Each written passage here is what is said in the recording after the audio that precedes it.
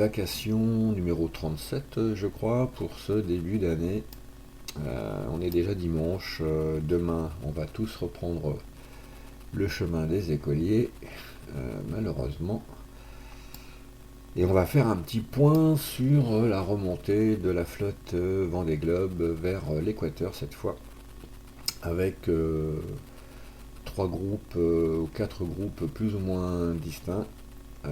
Toujours les leaders ici de la flotte marin, en tout cas Tarao et Rome en baston avec Toppen et NZ et Ligo, qui nous font une course remarquable, nos leaders. On va aller voir ça tout de suite dans le classement, puisque Tarao a actuellement 6000 d'avance sur Rome et 13 sur Sandrado. Tarao qui mène la flotte marin depuis quasi le départ. C'est une sacrée perf en tout cas qu'il est en train de nous faire le camarade. Il est actuellement, je crois, dans les 80 du top, voilà, 88e. Rome, lui, est 344e et Sandra, le 3e, 677e. Donc vraiment très très belle perf de nos trois leaders depuis un sacré bout de temps maintenant. On a noté déjà la remontée de la chasse, en particulier menée par Fossea qui n'est plus qu'à 16 000, donc qui a fait une remontée juste incroyable. Là aussi on est tout proche de l'exploit, et derrière il emmène Océan sans limite, Monkey D40 et Rive, la Clément et Centime. Alors on va regarder ça plus précisément. Voilà Fossea ici. Juste derrière lui, on voit Monkey, la Clément et Rive, et un petit peu plus loin, Mio et Loki. Loki pareil, qui a fait une sacrée belle remontée. Et un petit peu plus à tribord, on voit Océan sans limite là-bas, qui est plutôt pas mal. Donc pour l'instant, vraiment une team marin très groupée. Alors derrière on voit il y a Alan qui ne se laisse pas démonter, qui est toujours dans le coup aussi, Cap Nantais également, Canardour également, et puis on voit ce peloton très groupé ici avec Mich de Marolles, Free Studio qui fait aussi un très bon Vendée Globe, Captain CCC, Babylone, Canard, et on y retrouve quelques cadors, Luxair, Macharon, Titanic 95 et Alberto Bona. Là j'en ai un, j'arrive pas à savoir qui c'est. On va regarder, c'est Robin Boat 2. Pareil, qui fait une très belle course et qui également a refait une partie de son retard qui avait été un petit peu décroché, puis finalement qui est revenu. On en a un qui nous fait une course de plus en plus spectaculaire, c'est la Tomate. Notre jeune padawan, actuellement 6 millième, 7 millième, mais bon, ça c'est un classement qui importe peu, mais c'est surtout sa position qui est très intéressante. Il a recollé au peloton et puis il nous fait une course juste dantesque. Et la Tomate, on va aller le saluer en allant sur son pont. Mais vraiment, je ne sais pas si vous vous souvenez le retard qu'il avait dans le Pacifique, enfin dans l'océan Indien. Il était vraiment très très en retard. Dans le Pacifique, il a commencé sa remontée, et là depuis le Cap Horn, là également, c'est une véritable perf qu'il est en train de nous réaliser. Les cours reprennent demain, donc ça va être un peu plus compliqué pour lui, mais en tout cas là il est clair que quand il est à la barre, il va très vite, et vraiment bravo, parce que là il nous a fait une remontée, mais extra. C'est vraiment du bonheur de le voir naviguer, la Tomate, bravo. Et on le voit, il est vraiment côté de Canard, de François Gabard, Mich de Marolles, machin, bref, il est avec les meilleurs, tout près de Raqueta. C'est dire la perf de notre jeune padawan, qui est en train de devenir un Jedi, clairement. Et là il file sur un angle à 75, à 13 de 9, donc pour l'instant tout va bien pour notre la tomate de la team Marin. Bravo gars. BTL est en train de se refaire la cerise avec emmené dans un petit groupe là avec Free Studio 71, Armel Lecléac et Joe Bar 13, Dani également qui, comme il le dit là sur Discord, fait le yo-yo mais qui s'accroche, qui finalement n'a pas tant de retard que cela, donc ça c'est plutôt pas mal. Moncy est plutôt bien aussi depuis le début d'ailleurs, hein. Moncy fait une course très régulière avec quelques journées plus difficiles que d'autres, mais globalement, il est dans le coup. La difficulté de cette course étant évidemment la régularité, hein. Alors bien sûr, les choix stratégiques sont importants, mais la régularité l'est tout autant. Et c'est vrai que les classements, on le voit, sont liés à surtout cette performance dans la régularité, et c'est la raison pour laquelle on retrouve nos trois marins là en tête depuis le début. Là, Fanny, la yacht, Luto, un petit peu en queue de comète, hein, mais pas si mal. Step de la yacht et Joe Bar également, 69 ici. The Green Shadow, hein, qui fait une course très sympa aussi, finalement. Puisqu'il n'est pas très loin du peloton, plutôt bien, il va plutôt assez vite sur cette remontée de l'Atlantique. Là, il est à 11 nœuds, il a pris un angle bien raide là. Donc, petit Dave qui essaie de se refaire la pilule également. Là, il est clairement plein nord, donc je pense qu'il n'est actuellement pas sur une option identique à la tête de course, donc on va voir. Là, il a décidé clairement de raccourcir la distance, donc un choix intéressant, puisque je pense qu'il a quoi, une douzaine, peut-être un peu plus, ouais, il a un petit peu de retard, il doit avoir pas loin d'une journée de retard, mais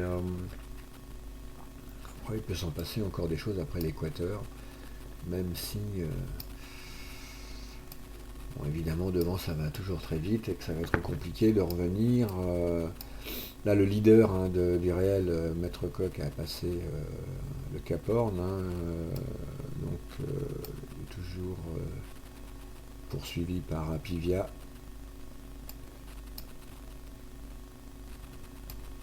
Alors je sais que le deuxième bateau de Gérard a passé le Horn, je crois, hein, on va aller voir ça.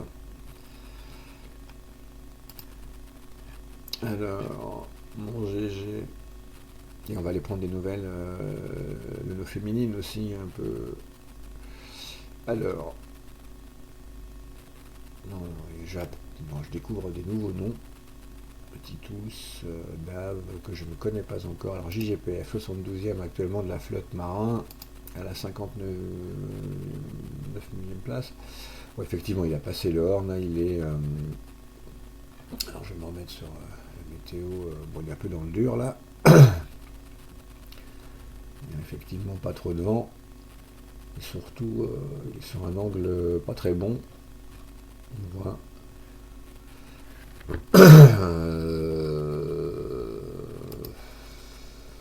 Ouais, il n'est pas sur un bon angle du tout là, mon GG. Il va falloir qu'il corrige le cap.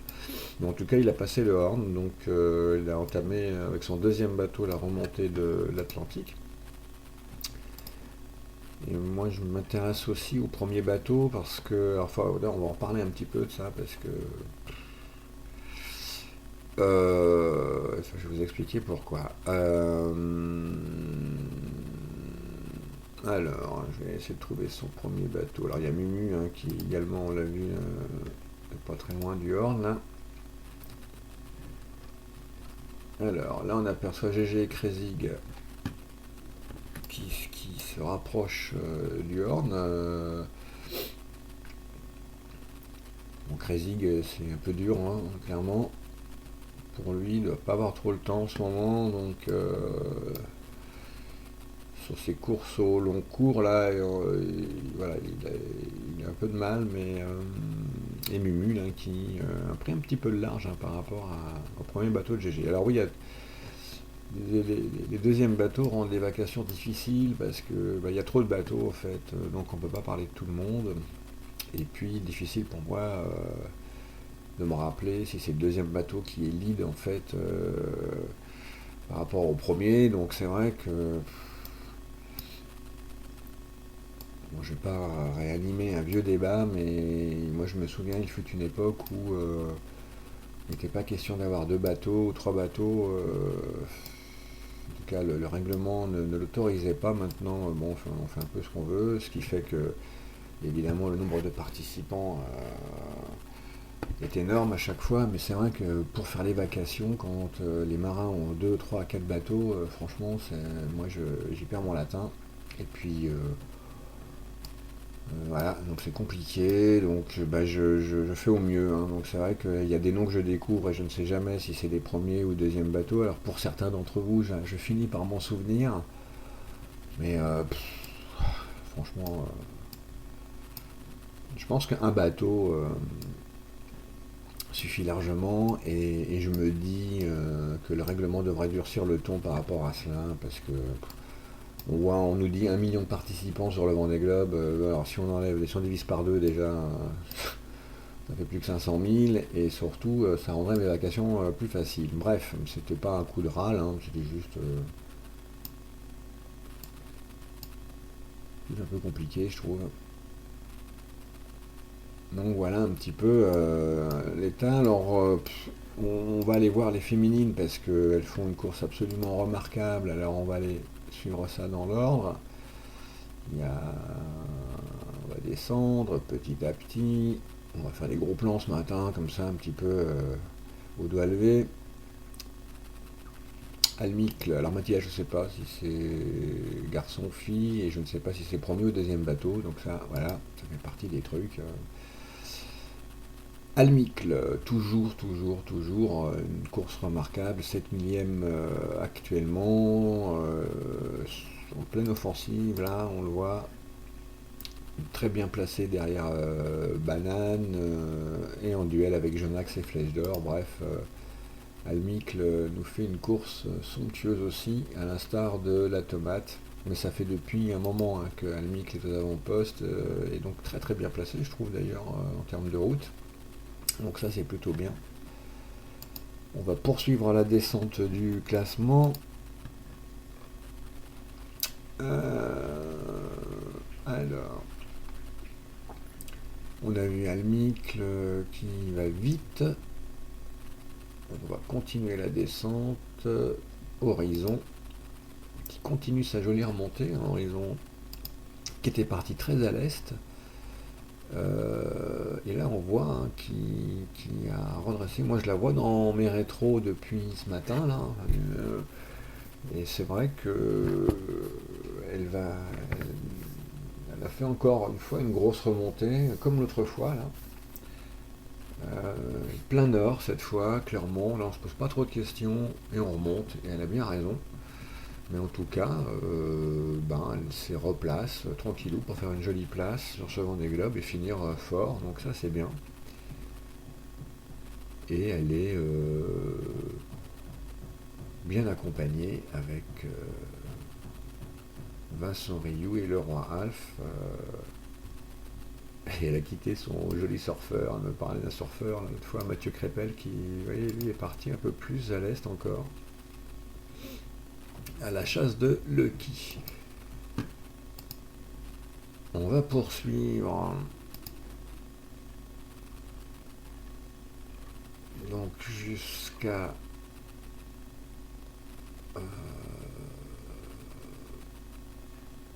Léziane.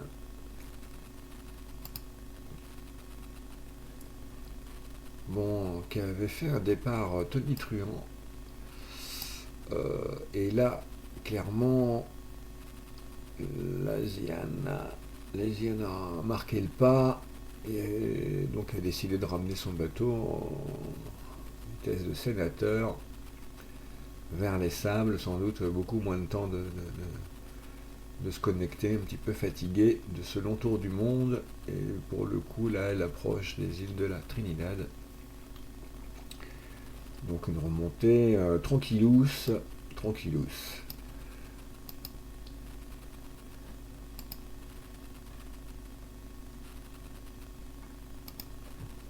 Un petit point là pour All for One qui anime souvent Discord, de ses bons conseils, de ses excellents conseils même.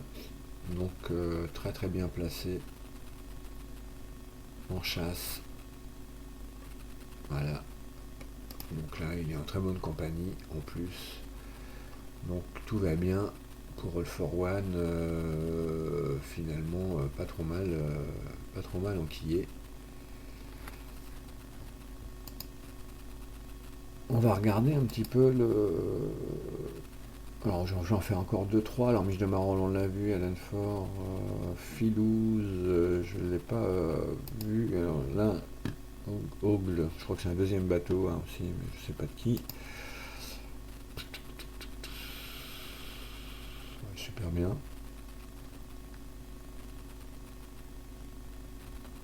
Je vais être par là. C'est le bateau jaune là.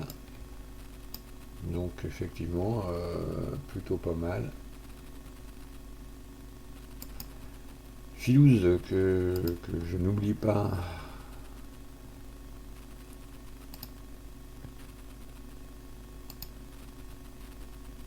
Voilà. Tout près de Fraise Volant, donc en tête de peloton là. Donc ça c'est bien.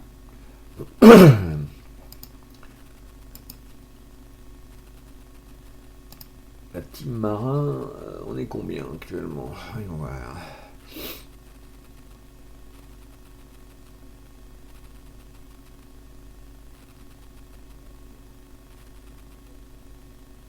« 31e, ma foi, c'est pas si mal. Alors, bon, une météo plutôt sympathique là, qui nous amène, qui devra nous amener vers l'équateur d'ici 3 jours.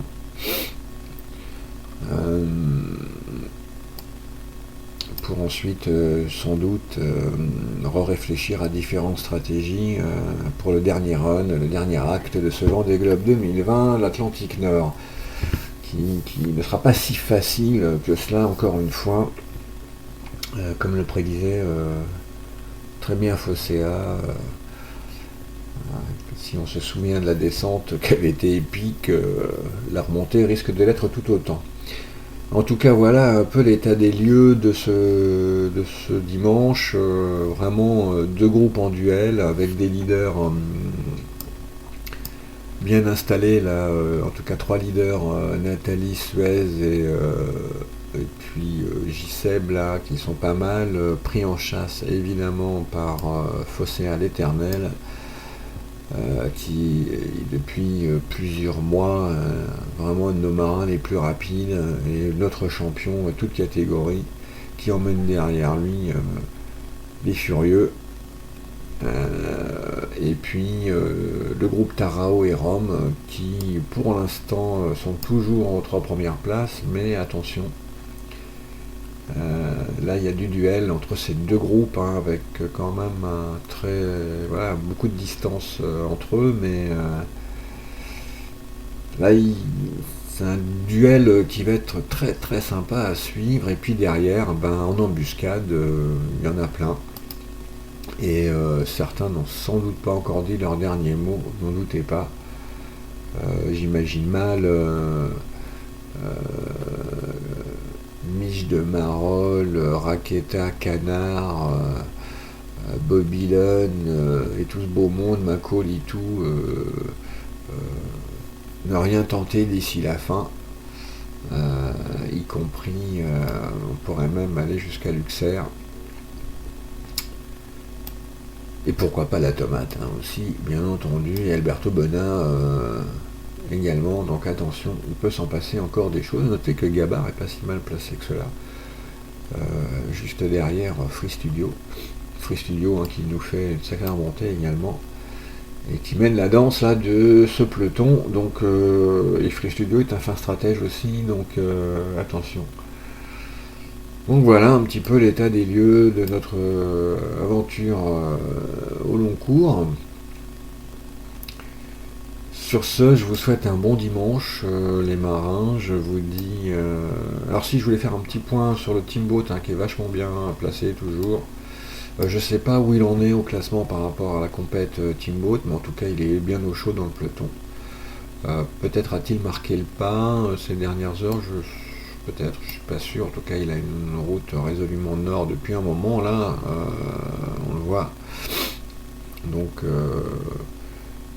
j'imagine que ses skippers et son capitaine ont une idée bien précise derrière la tête. Voilà. Une petite pensée pour le K3 et pour Lyric, hein, nos décalés dans la team. Et Lyric aux US, ma foi, a marqué un petit peu le pas, mais bah, pas si mal. On va dire ça comme ça. Là, on voit, là, il a changé d'angle, là. Alors, est-ce que j'arrive à voir sa route? Là, ça commence à bugger, là, mon VR, donc on va oublier. Voilà, ça y est, j'arrive à voir sa route, donc ouais, il a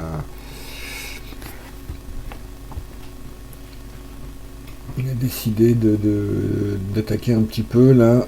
Alors, j'étais avec Eric il n'y a pas si longtemps, hein, il y a quelques heures. Vous voyez, on a deux stratégies très différentes. Là, je me suis moi attaché à repartir vers l'ouest, Clermont, depuis un moment.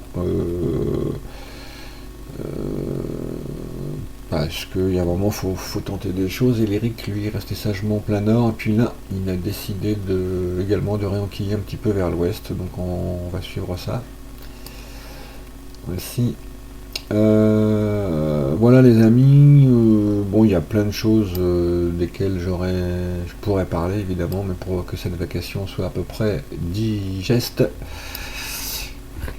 il me faut arrêter maintenant. Je vous souhaite un très très très bon dimanche, je pense fort à vous les marins, et je vous dis maintenant probablement peut-être demain, dans la semaine, demain soir ou après-demain soir en fonction des faits de course, ou tout simplement au passage de l'équateur. Voilou. Bonne reprise demain à tout le monde. Ciao ciao les marins.